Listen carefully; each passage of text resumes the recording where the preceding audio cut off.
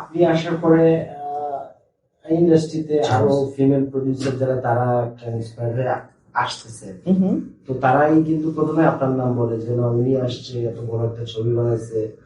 এই বিষয়টা যে ইন্সপায়ারিং, তারপর আমরা পেয়েছি, হ্যাঁ ওনাকে পেয়েছি, আরো আরো সামনে আছে। তো এই বিষয়টা আপনি আসলে মানে কেমন প্রাউডেড আপনার জন্য?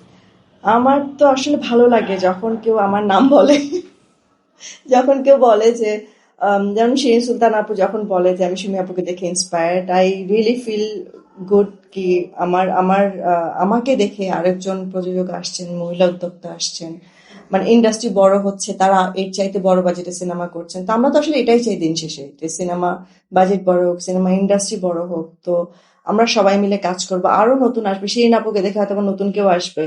তো এটাই তো আসলে, এমনই তো হওয়া উচিত। তো সেই ক্ষেত্রে আমি এসব প্রাউড ফিলের ব্যাপার না, ব্যাপারটা হয়েছে যে আহ, আমি একটা জিনিস আমরা বরবাদ করেছি, আমাকে দেখে যদি আরো একজন আসে, সেই নাপুকে দেখে যদি আরো দুজন আসে, তাহলে এটা হচ্ছে আমাদের জন্য আসলে গর্বের ব্যাপার যে ইন্ডাস্ট্রি বড় হচ্ছে।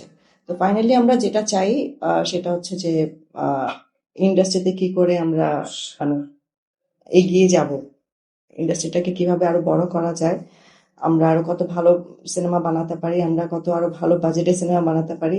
একটা সময় যেন আমরাও স্বপ্ন দেখতে পারি যেন আমরাও 100 কোটি টাকার সিনেমা বানাবো। তো ওই পর্যায়ে আসলে আমরা যেতে চাই। তো এর জন্য আমি তো সবাইকে ওয়েলকাম করি, আমি চাই যে আরো কেউ আসুক।